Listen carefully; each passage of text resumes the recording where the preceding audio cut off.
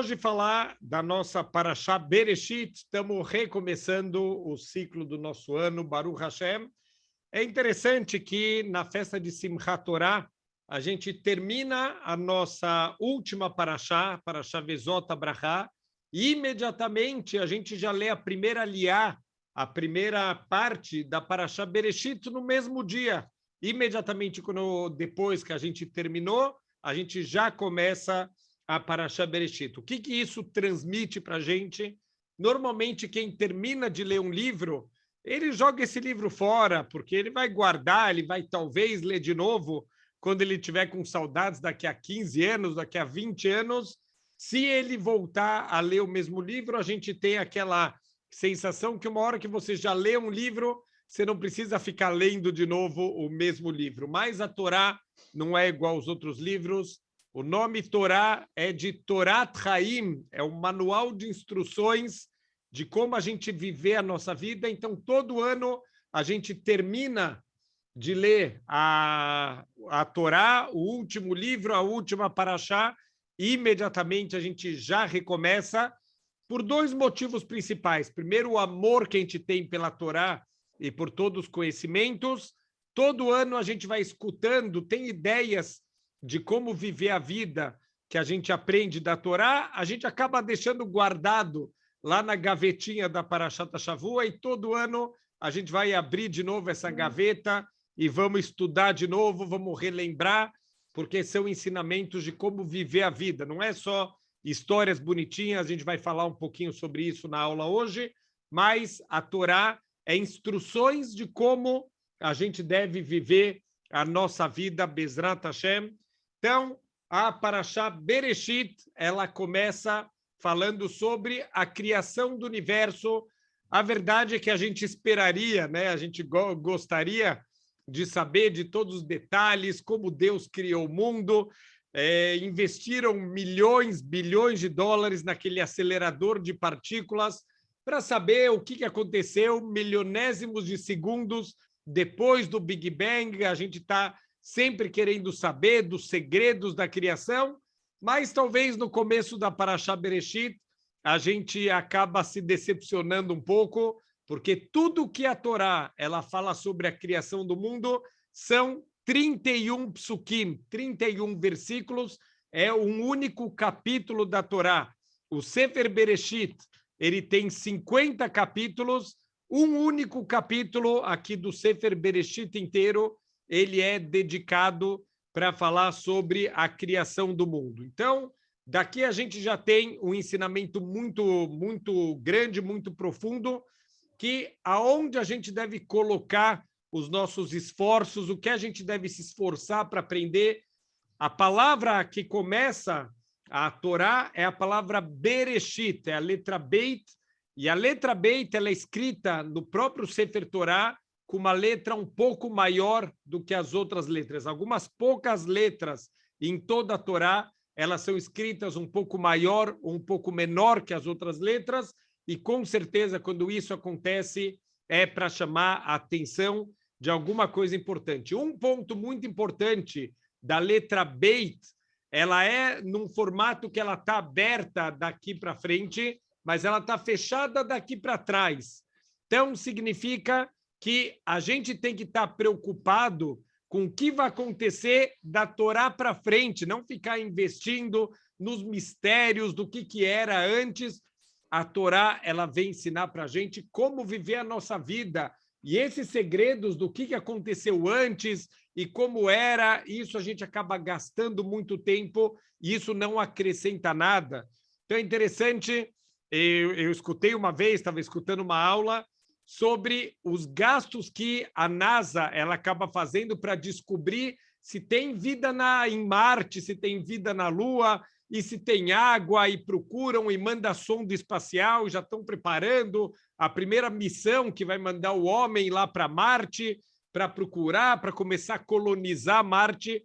E, infelizmente, a gente esquece que tem pessoas na Terra que ainda morrem de fome, que morrem por falta de vacinas básicas. Enquanto a gente está investindo milhões, bilhões para procurar se tem vida em Marte, a gente não cuida da vida na Terra. Então, a gente está investindo na área errada, nas coisas erradas. A Torá está falando para a gente, Bereshit, daqui para frente tem que ser a nossa preocupação, desde a criação, a partir da criação, agora estuda o que Deus está transmitindo, porque isso é o mais importante, a gente ficar com um monte de suposições e experiências para saber milésimos de segundo o que aconteceu depois do Big Bang, isso não vai ajudar a gente no nosso trabalho. Não adianta a pessoa ser o melhor astrofísico do mundo e ele não sabe cuidar da sua esposa, ele não sabe ser um bom ser humano. O mais importante na vida é do Bereshit para frente, não do Bereshit para trás. A gente querer ficar discutindo o sexo dos anjos que não leva a gente a lugar nenhum. Então, o ponto inicial aqui da Torá, o ponto inicial da nossa paraxá, Bereshit bara Elokim et hashamayim vet haaretz. Num primeiro momento, com a primeira criação, todo mundo responde Shamayim va'aretz, o céu e a terra. E não é verdade. A primeira criação é o Bereshit, no início. No início é a criação do tempo. A primeira coisa que foi criada é o tempo. Quando começa a existir o conceito do mundo material, começa a existir o conceito do tempo. Tempo só existe conectado com o mundo material. É interessante que quem provou isso, na verdade, foi um dos maiores gênios da história da humanidade, chamado Albert Einstein. E ele fez toda a teoria dele da criação, como foi a criação, e fez toda a teoria da relatividade, que mesmo o tempo também ele é relativo, ele tem a ver, ele está conectado com a matéria. E o Ramban, o Nachmanides, que viveu há mais de 800 anos, na explicação que ele dá aqui na Parashá Bereshit, no começo da criação, ele já explica toda a teoria da relatividade do Einstein. Então, há 800 anos atrás, a gente já sabia tudo. Por quê? Porque a gente tem um manual de instruções. Aquele que fez o mundo, ele transmitiu todos os detalhes. Óbvio que tem coisas que estão codificadas. Esses 31 psukim, eles estão muito codificados. Tem muitos segredos, obviamente, escondidos aqui nas palavras iniciais da nossa Torá. Mas a gente tem que saber que não é para a gente ficar investindo nos segredos aqui, na criação do mundo, e sim da criação para frente, como se comportar como uma pessoa melhor. O Sefer Bereshit, cada um dos livros, dos 5 livros do Humash, Hamishah Humshei Torá, cada um dos 5 livros, ele acaba recebendo, entre aspas, um apelido que é a essência desse livro. O Humash Bereshit, o apelido dele é o Sefer HaYetzirah, o livro da criação. Então, aqui já vem a primeira pergunta óbvia. Espera aí, Rabino, se você acabou de falar que esse Sefer inteiro dedica um único capítulo entre 50 capítulos, o que fala depois? Começa a contar historinhas, entre aspas, a gente vai ver o que essas historinhas ensinam, mas começa a contar a história de Adam Arishon, depois vai contar 10 gerações depois, a história do Noah, depois 10 gerações depois vai contar a história de Abraham, Yitzhak, Yaakov. O Yaakov ele vai para o Egito e assim termina o Sefer Bereshit. Então, um monte de histórias. E a gente começa a ter uma pergunta: aonde está aqui a criação? Então, a resposta é que são 2 criações que esse livro ele está tratando. Existe a criação física do universo, é isso que vai tratar esses primeiros 31 psukim, que é o primeiro capítulo do Sefer Bereshit, e daí para frente começa a contar sobre a criação espiritual. Existem 3 pilares da construção espiritual do mundo, que são Abraham, Yitzhak e Yaakov. E a história da vida deles não são historinhas para entretenimento. O próprio Rashi, ele começa, o primeiro Rashi da Torá, a gente não é difícil conhecer todos os Rashis da Torá, todos os comentários do Rashi, mas pelo menos o primeiro, para se alguém perguntar, a gente pelo menos o primeiro Rashi a gente falar que a gente conhece. O primeiro Rashi faz uma pergunta meio óbvia. Ele falou, peraí, a Torá não é um livro de mitzvot, não é um manual de instruções, como a gente falou, Torat Haim.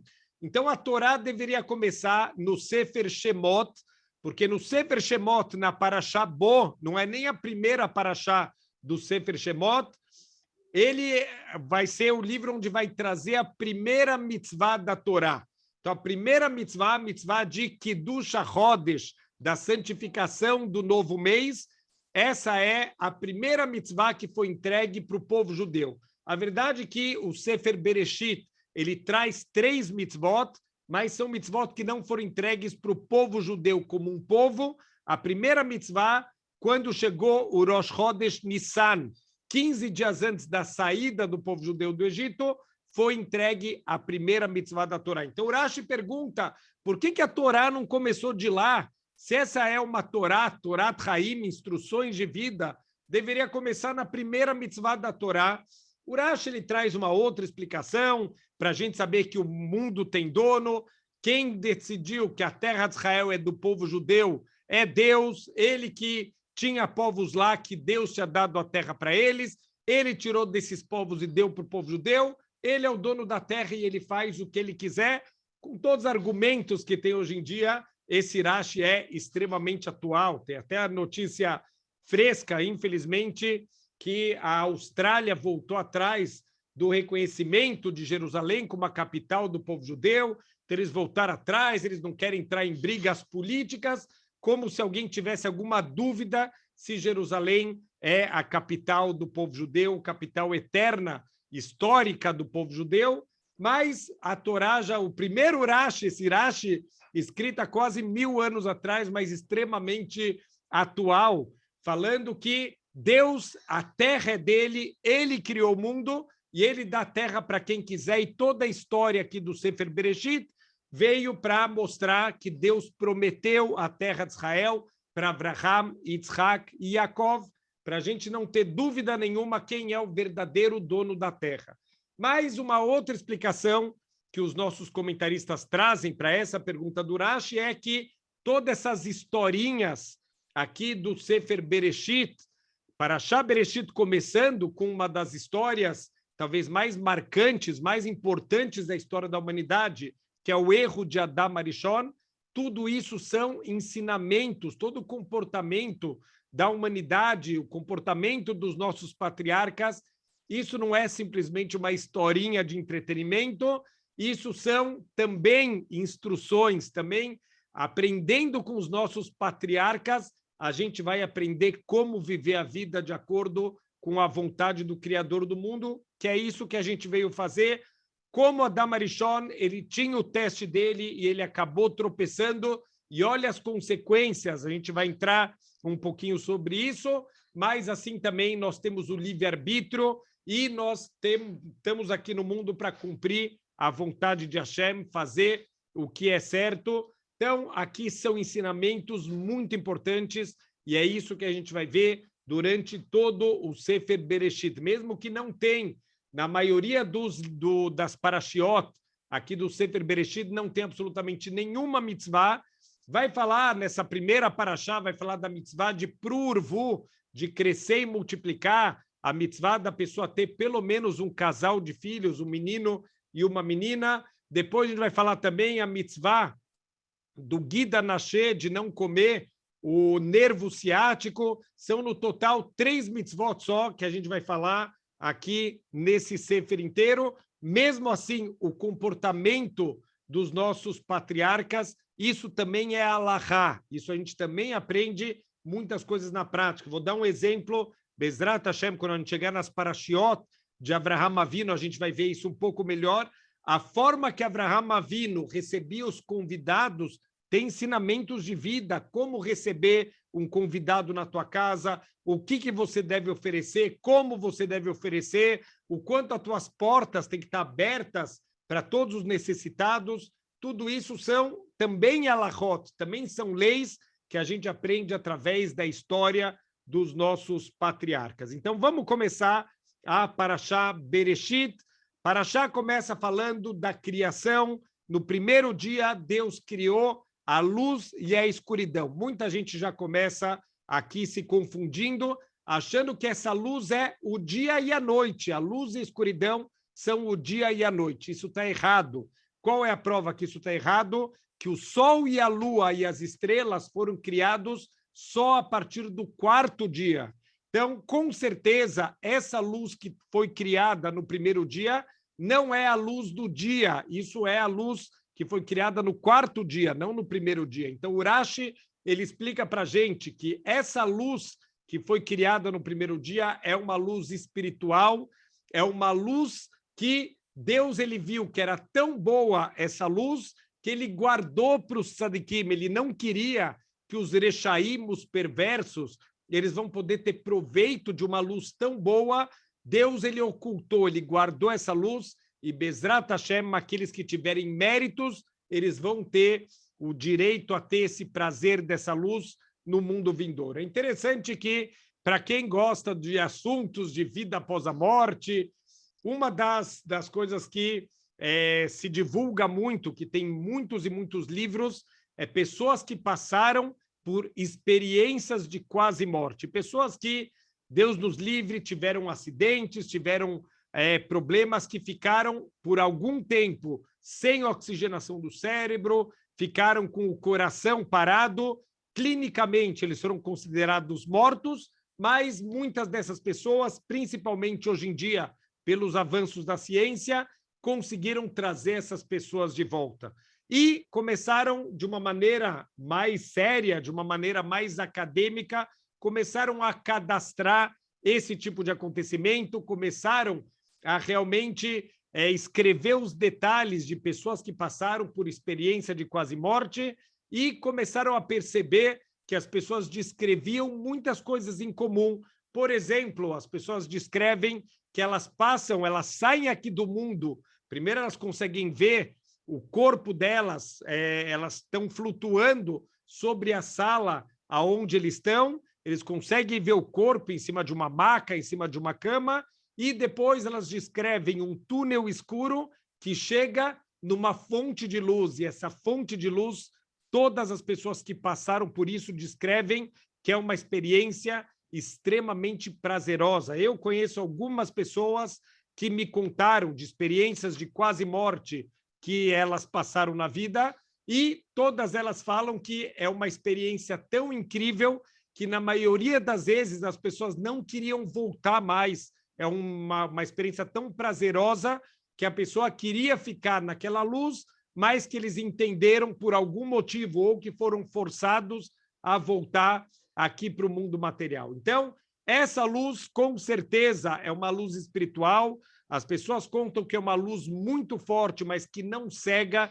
É uma luz que emana amor dessa luz, coisas boas. Então, essa luz espiritual que Deus está guardando para os tzadikim quando a gente sair desse mundo. O Hafetz Haim, ele fala muito sobre a luz que a pessoa vai ter o mérito se ela conseguir fechar a boca dela e não falar Lashon Hará. Nas terças-feiras, a gente está falando sobre Shmirat HaLashon, os cuidados com a fala. Então, o Hafetz Haim, ele ressalta muito que as pessoas que conseguirem fechar a boca, mesmo quando a gente está com aquela vontade de falar mal de alguém, de desabafar e falar um monte de coisas negativas sobre as pessoas, se a gente conseguir não fazer isso, a gente vai ter o mérito de uma luz tão forte que nem os anjos, nenhuma criatura do universo consegue suportar o brilho dessa luz tão forte.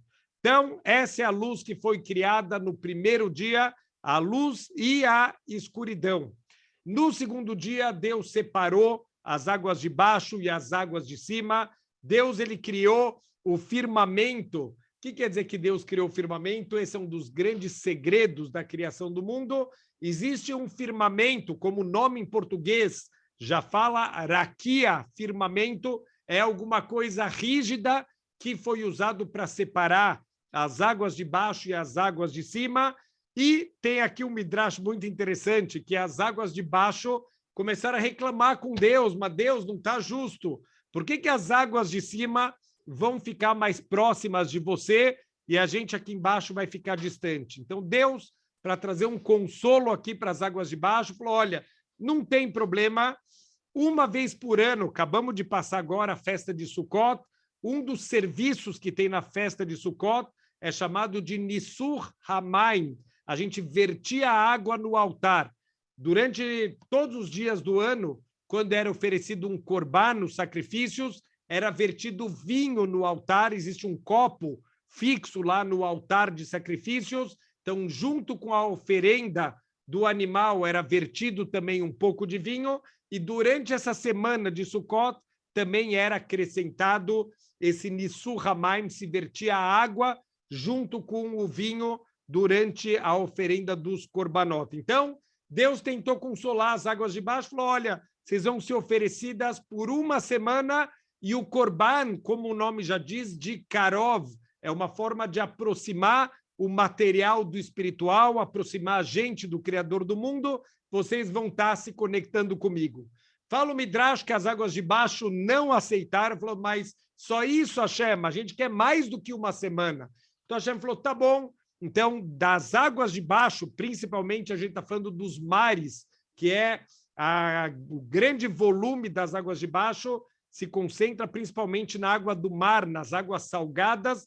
Então, Deus falou, olha, da água de baixo vai ser extraído sal, e esse sal vai ser oferecido junto com todos os korbanot, não pode oferecer korbanot sem sal, é o Brit HaMelach, o pacto do sal, os korbanot todos vão ser oferecidos com sal. Dessa maneira, até a parte mais pesada, mais baixa das águas aqui de baixo, vão estar se conectando diariamente com Hashem, e aí sim as águas de baixo, elas aceitaram. E tem uma pergunta óbvia sobre esse Midrash. Se Deus podia ter dado para as águas de baixo esse serviço do sal, o serviço diário, por que num primeiro momento Deus ofereceu só o Nissur Hamaim, uma semana de serviço com as águas de baixo durante a festa de Sukkot? Então, por que se ele podia ter dado mais, ele ofereceu no princípio, ele ofereceu tão pouco? E a resposta que os nossos sábios trazem é uma lição incrível para a nossa vida. Na verdade, o que as águas de baixo mereciam era uma semana só de proximidade com Hashem durante a festa de Sukkot.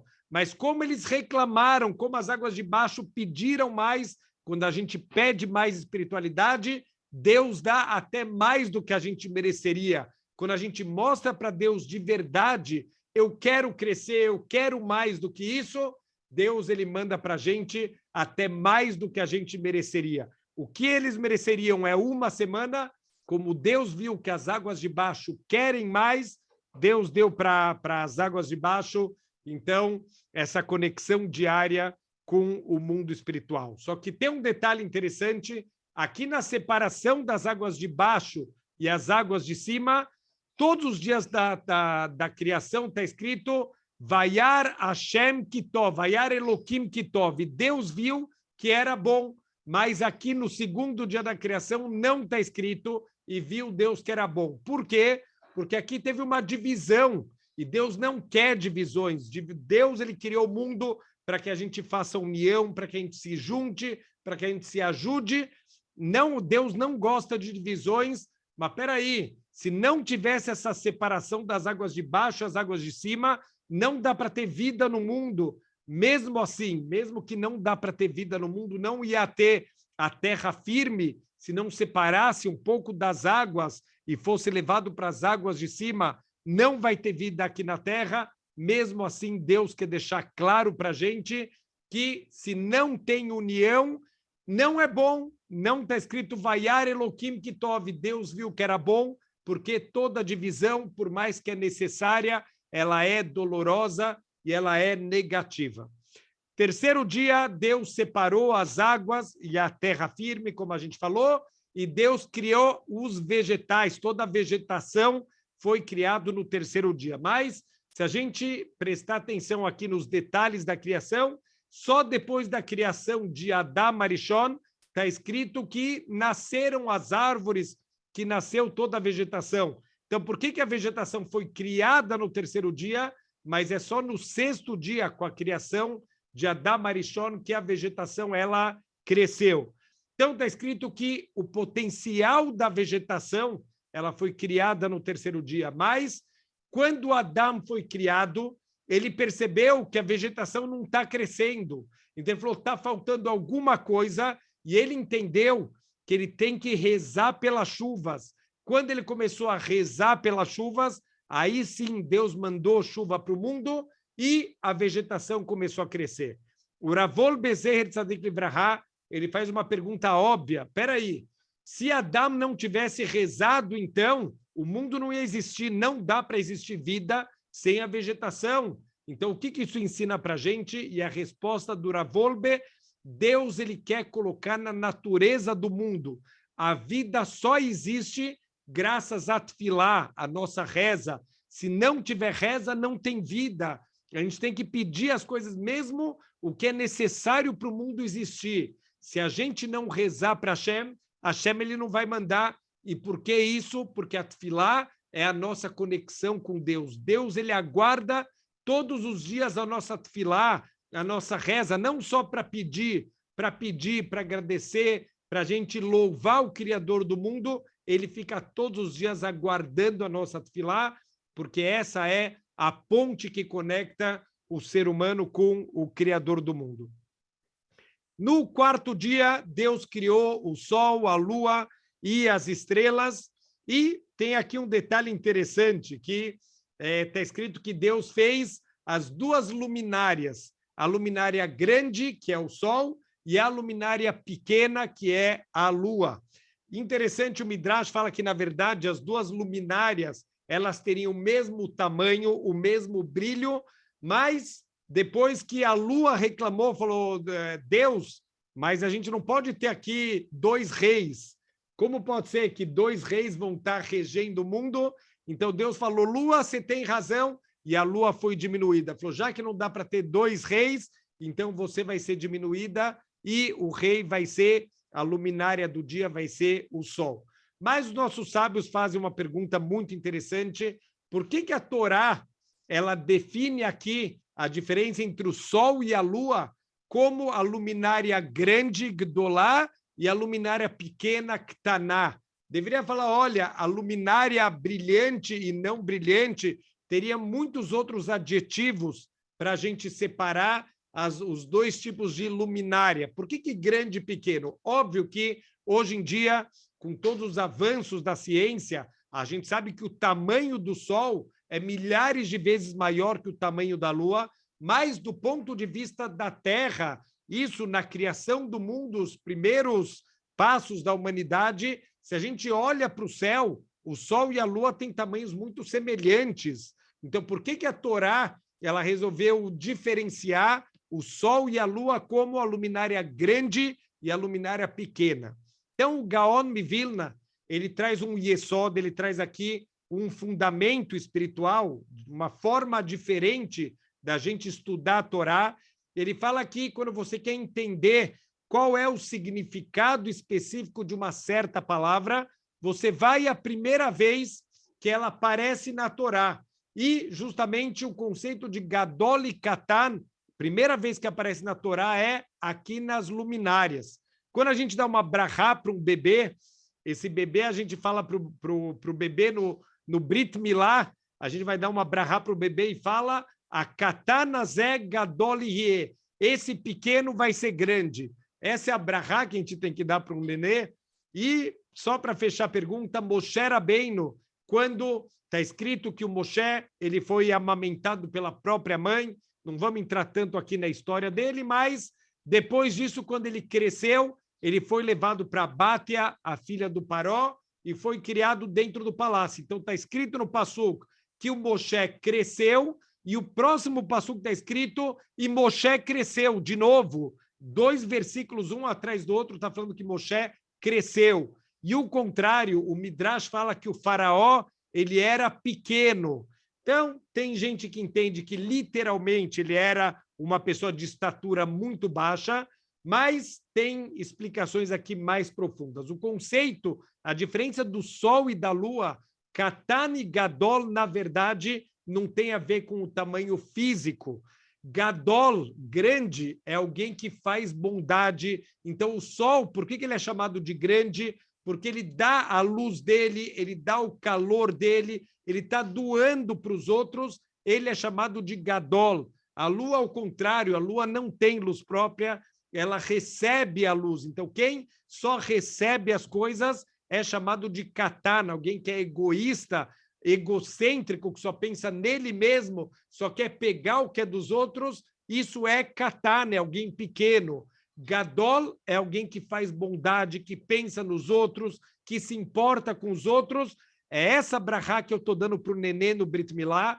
A katanazé, esse nenê que agora é egoísta, que só quer receber, ele nasce com a mão fechada, o nenê, Bezrat Hashem, eu estou dando uma brachá para ele, que Gadol Rie, ele vai ser grande, ele vai ser um Bal Chesed, ele vai ajudar os outros, ele vai crescer, ele vai querer pensar nos outros e não só nele mesmo. Esse pequeno, Bezrat Hashem, ele vai ser grande. E é por isso que está escrito 2 vezes que Moshe cresceu. Primeiro está falando do crescimento físico dele e depois do crescimento espiritual dele. Qual é a continuação do segundo versículo? Moshe saiu para ver os seus irmãos, para sentir o sofrimento deles.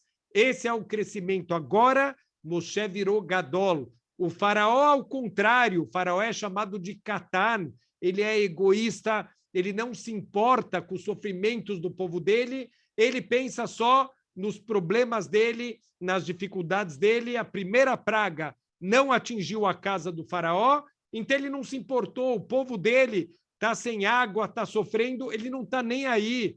Por quê? Porque ele é uma pessoa completamente egoísta, ele é Katan, ele é considerado pela Torá como alguém pequeno. Então, essa é a definição aqui. Através dos nossos astros, a gente aprende o que é o conceito verdadeiro de Katan e de Gadol, que nós possamos investir na nossa vida para que a gente não seja egoísta, a gente possa pensar nas outras pessoas. Depois, 5º dia, Deus cria os animais aquáticos. Entre os animais aquáticos, óbvio que isso não é a opinião de todos os comentaristas da Torá, mas está escrito que Deus criou os Taninim Gdolim. Então, tem quem explica os grandes répteis. Então, tem quem fala que aqui é uma das provas da Torá da criação dos dinossauros, os grandes répteis que existiram na história da humanidade.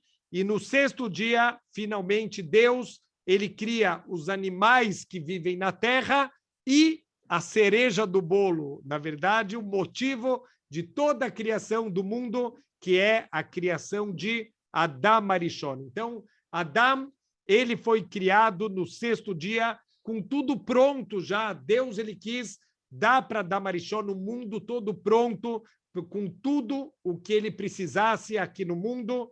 Então, olha que interessante, Adam, ele tem uma escolha, ele pode vir para o mundo para cumprir o papel dele.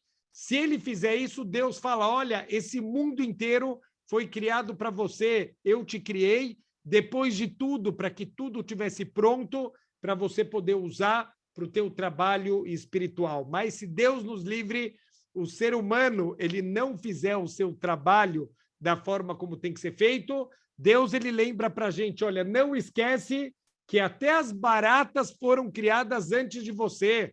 Todos os seres foram criados antes de você. Então, a gente deve, Bezrat Hashem, lembrar que a gente tem um objetivo para a gente cumprir aqui nesse mundo. E a Torá, justamente, é o nosso manual de como a gente vai fazer para chegar no nosso objetivo. Então, um ponto aqui muito importante, se a gente prestar atenção aqui na criação do mundo, Deus criou o mundo com as palavras, e disse Deus que se faça luz, e a luz foi feita, e disse Deus que se faça isso, e isso foi feito. Assim foi todos os dias da criação, Deus vai criando o mundo através das palavras. Então, olha só que interessante, Deus, ele deu para o ser humano essa ferramenta de criação de mundos. A gente pode criar mundos através da palavra, se eu usar a palavra de uma maneira construtiva. Olha só que interessante, Lashon HaKodesh, ledaber é falar, e davar é uma coisa, quer dizer, é a mesma raiz, a gente falar e a criação das coisas, e inclusive o passe de mágica dos mágicos. O abracadabra é em hebraico, haber que daber, quando eu falar que o objeto seja criado. Então, os mágicos tiraram da própria Torá essa palavra mágica que provavelmente nem eles sabem que isso tem uma força aqui espiritual muito grande. A palavra ela pode criar. Então, quando eu uso a palavra para estudar a Torá, quando eu uso a palavra para incentivar alguém, para consolar alguém, para ajudar uma pessoa, eu estou criando mundos, eu estou virando sócio do Criador do mundo. Mas se Deus nos livre, por isso que o Lashon Hará, falar mal das pessoas, é tão grave. Deus te deu a ferramenta para construir mundos e você está usando para destruir mundos. Por isso que é tão grave. Você tem um potencial de construir, de ajudar, de fazer as coisas e você está usando para destruir, para fazer mal, para machucar as pessoas. É por isso que Deus ele é tão rigoroso, ele é tão duro com o Lashon Hará. Então, depois disso, Deus ele vê que toda a criação é maravilhosa. E, de novo, aqui, a segunda exceção, quando Deus ele cria cada nível, ele cria a vegetação e viu Deus que era bom, ele criou os animais aquáticos e viu Deus que era bom, ele cria os animais da terra e viu Deus que era bom, mas quando ele cria o ser humano, não está escrito Vayar Elohim Kitov, viu Deus que era bom. Por quê? Porque toda a criação, no momento que ela foi criada, ela já atingiu o seu máximo potencial. O ser humano é uma exceção. A gente foi criado com um potencial. A gente pode crescer a cada dia, a cada instante. A gente pode estar crescendo cada vez mais. Então, olha que incrível. A gente ainda não recebeu e viu Deus que era bom. Por quê? Porque ainda não é bom. Você ainda não chegou no teu potencial. Você ainda não chegou aonde você podia ter chegado. Precisa uma vida inteira de trabalho, de crescimento, de investimento para a gente chegar no nosso potencial. Uma maçã, tudo que ela pode ser na vida é uma maçã, ela não pode melhorar disso. Um réptil, tudo que ele pode ser na vida é um réptil, uma borboleta, mas o ser humano, ele pode melhorar cada dia, ele pode beirar a perfeição. Quanto mais ele se assemelhar ao Criador do mundo, mais ele vai estar beirando a perfeição. Então, assim foi criado o ser humano, Adam Arishon, de acordo com uma explicação, Adam e Havá, eles foram criados numa única criatura, quer dizer, o lado masculino e o lado feminino, eles estavam presentes numa única criatura e Deus depois separou. Está escrito, e Deus viu que não é bom o homem estar sozinho, vamos fazer para ele uma Ezer Kenegdó, uma ajuda diante dele. O que significa isso? Que Deus ele viu que o homem ele precisava alguém para fazer bondade. Enquanto o homem não tem alguém para exercer o bem, ele nunca vai chegar na sua perfeição. Então não é bom o homem estar sozinho, eu vou criar para ele uma Ezer Kenegdó, uma companheira, e Deus simplesmente separou. Então tem a explicação que Deus criou a esposa de Adão a partir do tzela, da costela de Adão, mas tem uma outra explicação que a linguagem tzela é lateral, que Deus separou essa criatura que tem o lado masculino e o lado feminino que estavam juntos numa única criatura, separou em duas. Daqui a gente aprende que a pessoa só está completa quando ela está conectada, o marido com a esposa, aí sim o ser humano tem o seu máximo potencial de crescimento. Então, a grande pergunta, se Deus ele sabe tudo,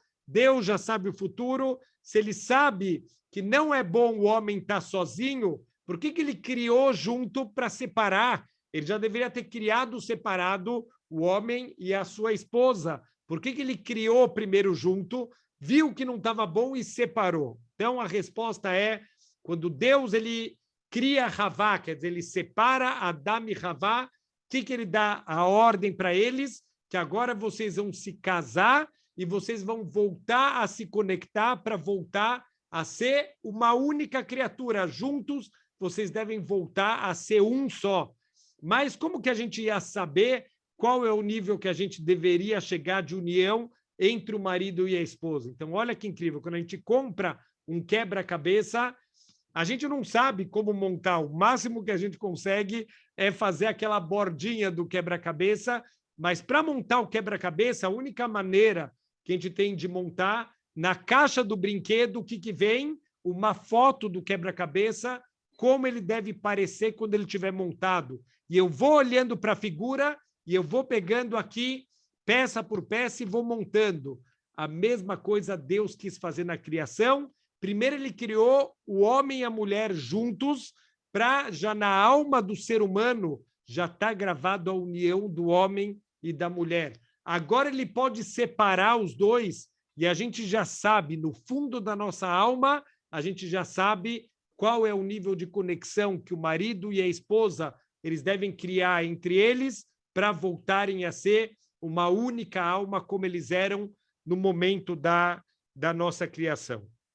Então, Adão e Havá, eles estão lá no Gan Eden, a Parashá começa a descrever o que tem no Gan Eden. A árvore da vida, ela está no centro do Gan Eden. Também tem a árvore do conhecimento do bem e do mal, Etz Hadat Tov Verá, e Deus dá um único comando para Adam Arishon.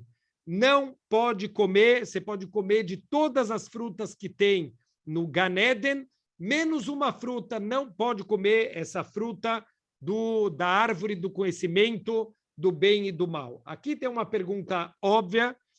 Se Deus falou, a primeira frase de Deus foi que você pode comer todas as frutas, mas não pode comer uma, então não são todas as frutas. Deus, o ser humano pode usar uma linguagem que não é muito minuciosa, mas Deus, o Criador do universo, se ele fala uma frase, essa frase foi pensada com todos os níveis de sabedoria e de entendimento. Como pode ser que Deus falou primeiro que você pode comer de todos os frutos e logo em seguida falou menos desse, então não é todos. Então, a resposta é que o ser humano também poderia comer o fruto da árvore do conhecimento do bem e do mal. Ele tinha que esperar até o Shabat. A gente falou que cada dia da criação foram sendo criados aqui todos os níveis da criação.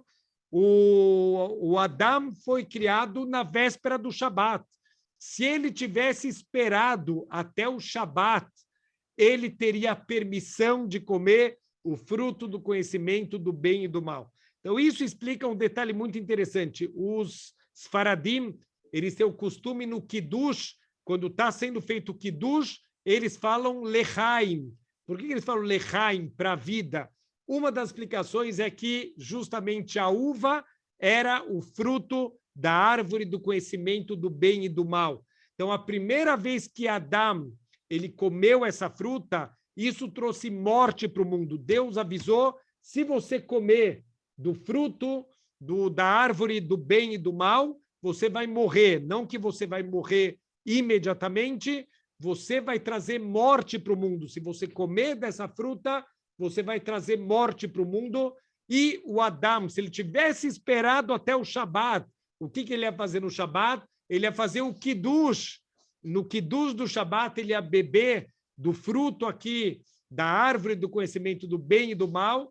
Isso ia trazer vida, mas ele bebeu antes da hora, ele não conseguiu esperar, ele tropeçou no único teste que ele tinha e ele acabou trazendo morte para o mundo. Por isso que os Faradim têm esse costume, toda vez que eles fazem o Kiddush, que eles estão bebendo também desse fruto do conhecimento do bem e do mal, eles falam Lechaim, que seja para a vida, e Deus nos livre, não como Adam Arishon, que comeu e trouxe a morte para o mundo. Então, precisamos entender aqui o motivo, por que Adam, uma pessoa tão elevada, está escrito que o corpo de Adam Arishon, o calcanhar dele, depois do falecimento dele, o calcanhar é a parte considerada a parte mais baixa do corpo. Depois da morte, o calcanhar de Adam Arishon brilhava com um brilho mais forte do que o brilho do sol.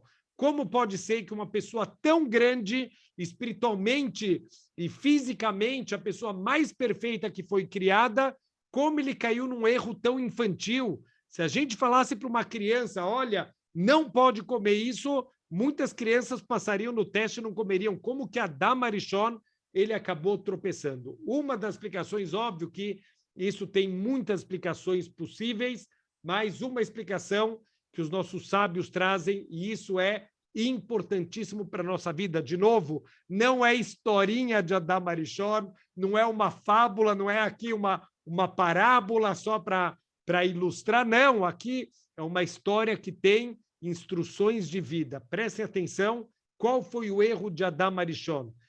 Deus falou para Adam, não come desse fruto. Adam já conhecia a força da tchuvá, a força do arrependimento.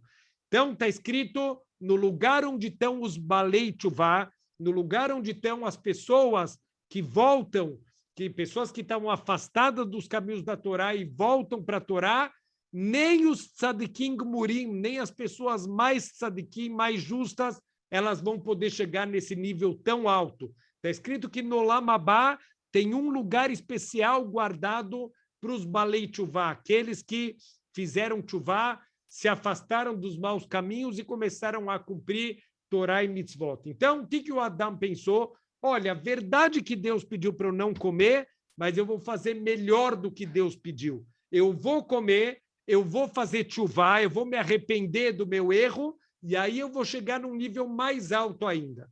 Então, esse erro de Adam Arishon, a gente acaba cometendo também o tempo inteiro. Deus me pediu para eu fazer de um jeito, mas eu vou fazer de outro jeito e vai dar certo. Não vai dar certo. O dono do manual de instruções, quem criou o ser humano, ele sabe o que é melhor para a gente. Quando ele fala, faz isso, não faz isso, esse é o ideal, esse é o perfeito. Não existe fazer melhor do que Hashem. Quando eu estou cumprindo a Torá, por mais que às vezes parece difícil, por mais que às vezes parece ilógico, é a sabedoria do Criador do mundo, o Criador do ser humano. Ele deixou para a gente um manual que é a Torá.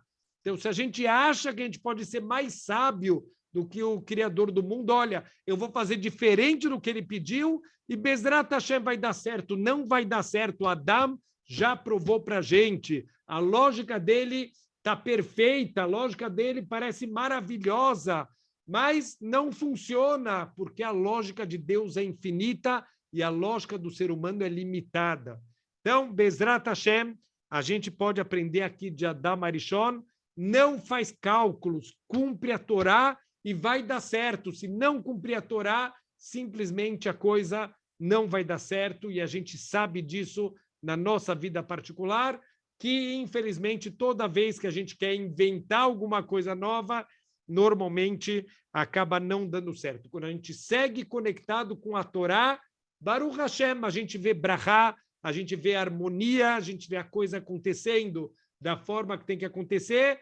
Toda vez que a gente se desvia da Torá, a gente começa a ver tropeços que vão acontecer. Então, o Adam, ele errou, ele comeu do fruto. Na verdade, veio a cobra, que é o Satan, o Yetzer Hará, ele ainda não está dentro do ser humano, ele só vai entrar no ser humano quando a gente comeu do fruto, Etz Hadat Tov Ra, quando a gente comeu do fruto, o mal entrou dentro do ser humano, e agora a gente vive nessa dualidade. A pessoa pode viver uma vida inteira fazendo coisas abomináveis, coisas erradas, e ele está tranquilo, ele acha que ele está cumprindo a vontade de Hashem, ele acha que ele está no caminho correto, ele engana, ele rouba, às vezes ele até mata, ele acha que não, eu só estou tirando concorrência, não estou fazendo nada de errado.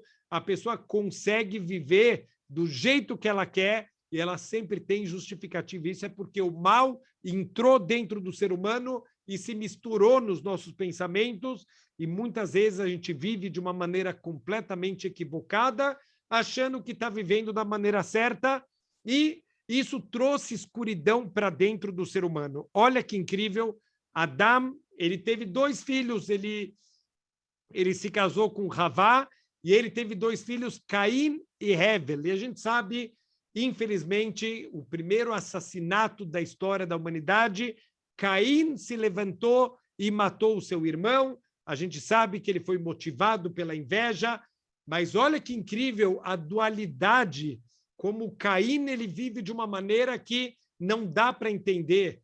Ele, por um lado, ele trouxe para o mundo o conceito dos korbanot.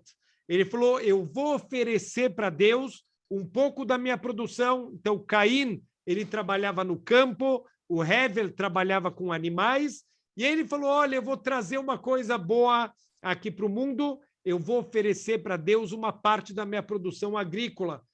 O Hevel falou, uau, que ideia genial, eu também vou oferecer para Deus uma parte dos meus animais. Então, esse foi o começo da humanidade do conceito de korbanot. Então, isso, quem trouxe para o mundo esse conceito? Caim. Mas se mesmo Caim, na hora que ele vai oferecer para Deus, o que ele oferece? O pior da produção dele. O Hevel, ele aprendeu com Caim o conceito do korban, mas ele falou, se é para oferecer para Deus, eu vou oferecer o melhor que eu tenho, não o pior, e ele ofereceu os melhores animais que ele tinha. Obviamente, Deus recebeu o korban do Hevel, mas não recebeu o korban do Caim.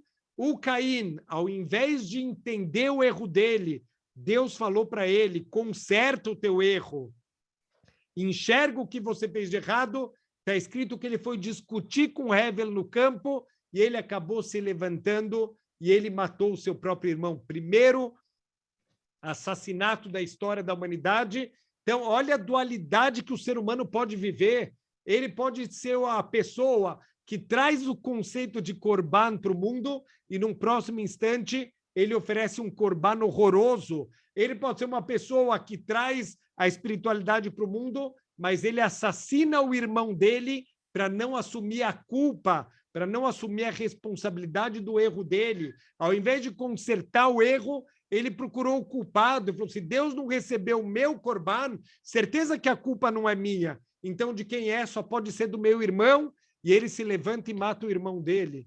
Então, essa é a dualidade. Quando a gente trouxe o mal para dentro do ser humano, a gente trouxe essa possibilidade da pessoa viver fazendo o que é errado, mas achar que está fazendo o que é certo. Por isso, um dos ensinamentos mais importantes da Torá justamente é a Selecharav. Faça para você um Rav, se aconselha, Bezrat Hashem, tem alguém te olhando de fora que consegue perceber o que é certo, o que é errado. É uma pessoa que ela não está sendo puxada pelas tuas más inclinações, ela tem uma visão muito mais clara e com muito mais sabedoria, com muito mais conhecimento da Torá para poder orientar a gente a fazer o que é correto. Só para a gente terminar aqui a nossa paraxá, o Caim, ele assassina o seu irmão, ele vai a julgamento, Deus acaba absolvendo ele, por quê? Porque ele fez tchuvá, ele se arrependeu, mesmo que os nossos sábios explicam que foi uma tchuvá horrível, foi uma tchuvá fraca, só pelo medo do castigo. Tem aqui um passuk que os nossos sábios aprendem que depois ele acaba abandonando os caminhos de tchuvá, ele voltou a fazer coisas erradas, mesmo assim, Deus recebeu a tchuvá do Caim. Uma das provas que Caim não fez uma tchuvá verdadeira, olha que incrível, está escrito que qual o castigo dele? Ele vai ser nômade, ele não pode mais viver em nenhum lugar fixo, ele vai ter que viver no exílio e assim ele vai limpar a transgressão que ele fez. Mas o que está escrito na Paraxá? Que o Caim, ele construiu uma cidade e deu o nome da cidade, o nome do filho dele. Então, o Ramban, ele fala que, na verdade, não foi a primeira cidade que ele construiu muitas cidades, mas ele construía a cidade e a cidade colapsava. Por quê? Porque Deus deu um decreto para ele. Você vai ser nômade. Mas o que ele tentava? Ir contra o decreto de Hashem. Adão, quando ele errou, ele também recebeu aqui um decreto. Você, até agora, era um ser imortal. A partir de agora, você virou um ser mortal. Você e teus descendentes vão ser seres mortais. Além disso, você vivia no Gan Eden, você ia ser servido pelos anjos, você ia ter tudo de bom e do melhor. Acabou a moleza, você está expulso do Gan Eden, você vai viver uma vida mundana agora, você vai trabalhar no campo, com o suor do teu rosto, você vai comer o teu pão. Em outras palavras, vai ser difícil fechar as contas do mês. Você vai trabalhar, vai vir boleto, vai vir o cartão de crédito, vai vir o aluguel, vai ser um sofrimento todo mês para fechar as contas. Então, até hoje, a gente está sofrendo aqui as consequências do erro de Adam Arishon. Então, o que acontece? Os descendentes de Adam Arishon, a gente vai ver dos descendentes dele que eles não aceitaram a tchuvá. Por quê? Porque Deus falou que vocês vão trabalhar no campo e isso vai ser parte do conserto de vocês. A dificuldade do trabalho vai ser parte do conserto, mas está escrito que os descendentes dele começaram a criar animais para fugir do trabalho do campo, começaram a cantar música para fugir das dificuldades, para sair da seriedade do mundo. Eles começaram a afiar metais, para quê? Para fazer guerra, para roubar o que é dos outros, para ter uma vida mais tranquila, para escravizar outras pessoas. Então, a gente vê que do Caim saíram descendentes que também não aceitaram a vontade de Hashem. Aqui estão me fazendo uma pergunta muito interessante. Não é do Caim que a gente aprende o conceito de tchuvá? Sim, a gente aprende por um conceito chamado Kal Vachomer.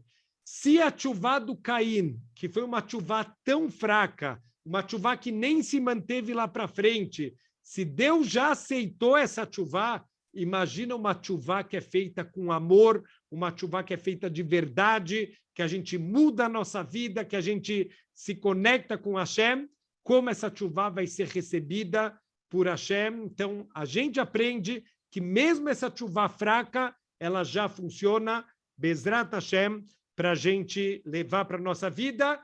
E começou uma queda espiritual, o finalzinho da Parashá fala que o mundo começou a desabar espiritualmente, até que veio uma pessoa chamada Noah, e essa pessoa encontrou graça aos olhos de Deus. Deus decretou que o mundo vai ser destruído, mas Noah e a sua família, eles vão ser poupados da destruição, mas isso é um assunto para Bezrat Hashem, a Parashá da semana que vem. Shabbat Shalom, Bezrat Hashem, que esse ano a gente possa se aprofundar. Estamos começando, é a mesma Torá, mas, por outro lado, é uma Torá que a gente vai estudar com mais entendimento, com mais profundidade, sempre procurando coisas novas dentro da Torá e, acima de tudo, procurando na Torá ensinamentos como eu devo viver, Bezrat Hashem, a minha vida, para encontrar graça aos olhos de Deus. Shabbat Shalom.